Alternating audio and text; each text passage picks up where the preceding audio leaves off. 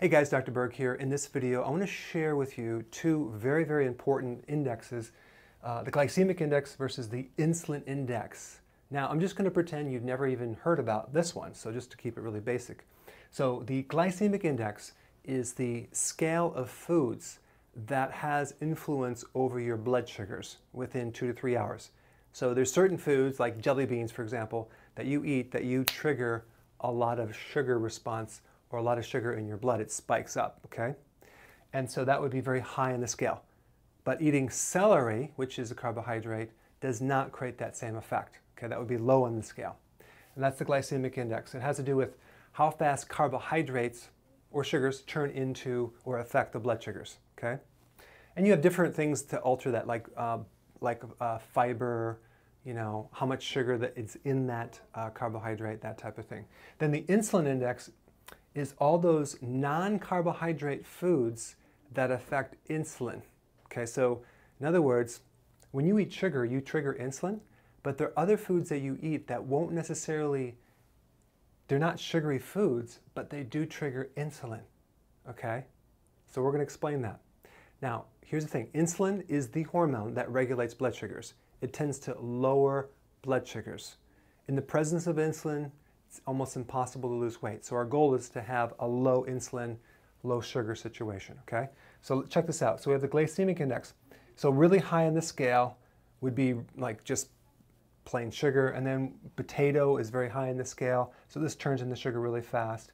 White bread is high. Whole wheat bread is just like a point less. It's not any, it's almost equivalent. So if you're thinking you're eating whole wheat bread and it's not turning into sugar very fast, it's actually very high in the scale. I think it's like 74, so it's pretty high. So now low on the list, and by the way, I created links below so you can see the whole scale on both of these scales. So that's why I didn't want to write it out. So we have low on the list. Peanuts is very low. I think it's like a 14, something like that. So that's pretty low. And then hummus is a 6.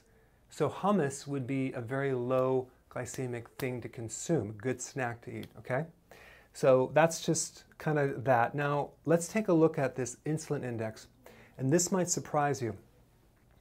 Very high on the list is whey protein powder. So whey protein is very low fat, very lean, and that will trigger insulin pretty high. And then we even have lean beef will also trigger insulin, okay? Now this is kind of goes against what you've been told, but that's very high in the scale. And then as we go down the list, egg whites, because it's less fat, is higher on the list. Egg yolks are lower on the list. It creates less of an insulin response. And then butter, bacon is even lower. So my point is, when people are trying to lose weight, what do? They avoid the fat. And what do they eat? More protein. But they have to understand the scale right here. Fat actually will buffer and lower the insulin effect. So if you were going to have some beef, make sure it has some fat in it, because fat is one of the things that is almost neutral when it comes down to insulin, and it doesn't turn into sugar.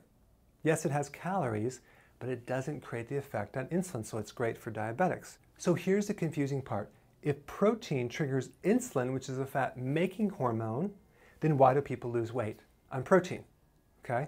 And that is because these proteins also trigger the fat-burning hormones, like glucagon and growth hormone. Okay, so that's why that can work. But the thing to remember is that we want to keep insulin low to actually enhance the weight loss process. So if you were going to have protein, don't go so lean. Add some fat to it. Make sure it's not so low fat. If you're going to have eggs, have the whole eggs, not just the egg whites. And I think you're going to lose more weight and you're actually going to be healthier doing that. Okay? So I just wanted to kind of summarize what these indexes are, and I have the links below so you can go ahead and study those and go ahead and apply this information. The goal is to keep insulin low, and it just so happens that the only foods that don't really trigger insulin that much are the fats, the exact foods that people have been avoiding. Hey, we're back with another amazing recipe. No grains, no sugar, totally keto. There's no suffering in keto. Absolutely not, Karen. And it's an immune system builder. Absolutely. You have to check this out. I think you should hurry up, watch the recipe, and make it yourself. It's just so easy to be keto. But is it simple? It's super simple. We hope you enjoy making it as much as we are enjoying eating it.